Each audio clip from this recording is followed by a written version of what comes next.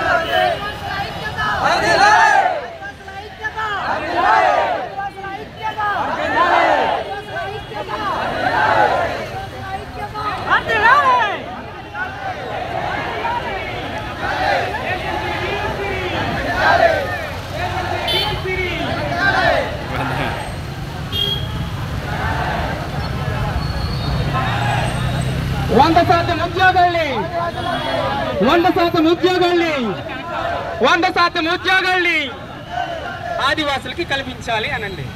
100% ఉద్యోగాల్ని ఆదివాసుల ఐక్యత, ఆదివాసుల ఐక్యత, ఆదివాసుల ఐక్యత, జై ఆదివాసి. 100% ఉద్యోగాలు, 100% ఉద్యోగాలు, 100% ఉద్యోగాలు.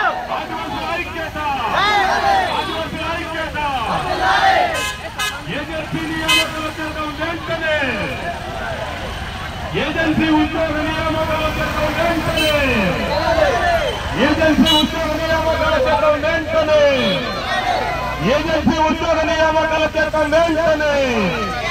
జై ఆదివాసీ, ఆదివాసుల ఐక్యత, ఆదివాసుల ఐక్యత. రంపచోడవరం జిల్లాను వెంటనే, రంపచోడవరం జిల్లాను వెంటనే ప్రకటించాలి, ప్రకటించాలి. స్పెషల్ డిఎస్సీని వెంటనే,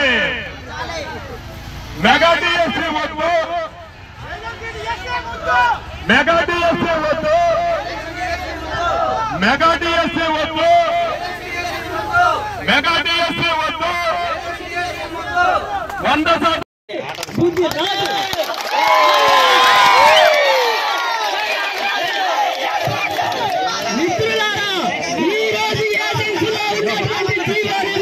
ప్రకారం ఏజెన్సీలో ఉన్నటువంటి ఉద్యోగాలు అన్ని మనకి ఇవ్వాల్సింది పోయి ప్లేన్ తో సమానంగా కలుపుతారా అంటే ఇక్కడ ఉన్నటువంటి గిరిజనులు అన్యాయానికి గురవాలా? అయ్యింది ఎందుకండి పనిచేసేది? పిఓగా పనిచేసి, డీడీగా పనిచేసి ఈ జీతాలు తీసుకోవడం ట్రైబుల్ కోసం కాదా? అంటే మీరు అందరూ అర్థం చేసుకోవాల్సింది ఒక్కటే, ట్రైబుల్ కి మోసం చేయడానికే ఇక్కడ అధికార యంత్రాంగం పనిచేస్తుంది అని పకడ్బందీగా మీరు అర్థం చేసుకోవాలి. ఇంకొకటి మిత్రులారా, ఈ రోజు రాష్ట్రంలోని గతంలోని జీవో నెంబర్ 3ని ఆ ప్రభుత్వం రద్దు చేసింది. దానికి ప్రభుత్వం ఎటువంటి పరిస్థితుల్లో ఒక్క ఎమ్మెల్యే గాని మన ప్రజాప్రతినిధి గాని రివ్యూ పిటిషన్ వేయలేని పరిస్థితి. అయితే ఈ రోజు అదే జీవో నెంబర్ 3ని పాడేరులోని నారా చంద్రబాబు నాయుడు గారు ప్రతిపక్ష నాయుడుగా ఉన్నప్పుడు మీకు ఎటువంటి ఇబ్బంది లేకుండా నేను జీవోని పునరుద్ధరించి మీకు న్యాయం చేస్తానని చెప్పారు. కానీ మొన్న జరిగినటువంటి డిఎస్సిలో మనకే ఈ ఉద్యోగాలు అంటే ఏ ప్రభుత్వం వచ్చినా మన గిరిజనులకి అన్యాయం చేసే విధంగా పనిచేస్తా ఉన్నాయి. కాబట్టి ఏ ప్రభుత్వాన్ని బుద్ధి చెప్పాలన్నా మన గిరిజనులందరూ ఐక్యంగా ఉంటేనే తప్ప, లేదనుకుంటే ఇక్కడ ఉన్నటువంటి అధికారులు మనకు అన్యాయం చేస్తూనే ఉంటారు.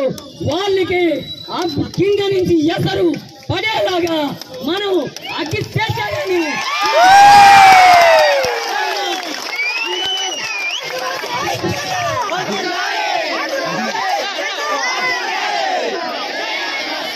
మిత్రులారా, ఇంకా చాలా మంది మన గిరిజనులు ఇంకా జీవో గురించి ఏటా అనేది పూర్తిగా తెలియలేని పరిస్థితి. కావున ప్రతి గ్రామంలోని మనకి జీవో నెంబర్ 3 యొక్క ప్రాతినిధ్యం ఏంటి?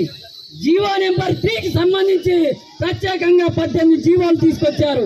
ఆ జీవో పోవడం వల్ల రేపు భవిష్యత్తులోని మన భావితరాలకి ఆ 18 జీవోలు కూడా తుంగలో తొక్కడానికి ఇక్కడ ఉన్నటువంటి ప్రభుత్వ యంత్రాంగం అధికారులు మోసం చేస్తూ ఉన్నారు.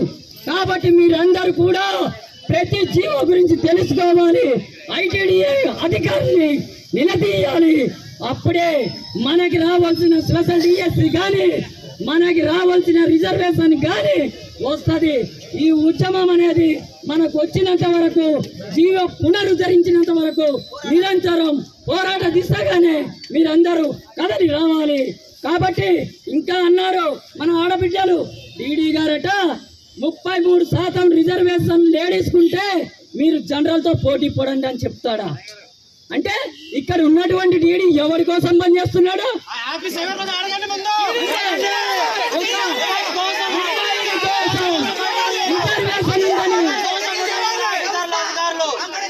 అమ్మాయిలకి 33% రిజర్వేషన్ ప్రభుత్వం ఇస్తుందని తెలీదా ఈ అధికారికి? అంటే ఆడబిడ్డలంటే గిరిజన బిడ్డలంటే అంత సులకనా? అంటే ఇక్కడ ఉన్నటువంటి మా యువతను దృష్టిలో పెట్టుకొని మా యువత అందరికీ ఒక మినీ ఇండస్ట్రీస్ గా ఎంకరేజ్ చేయడమో లేదంటే ఏదైనా స్వయం ఉపాధి కల్పించి చేయాలి. ఇదంతా కూడా మాకు ఐటీడీఏ చేస్తుంది. మా ఫిక్స్ షెడ్యూల్ ఏరియాలో ఉన్న మా ఐటీడీఏ మమ్మల్ని ఆదుకుంటది అనే ఒకే ఒకే నమ్మకంతో ఈ రోజు మేము ఇదంతా చేయడం జరుగుతుంది. స్వయం ఉపాధి అన్ని డిమాండ్లు ఉన్నాయి సార్. ఆ డిమాండ్లన్నీ కూడా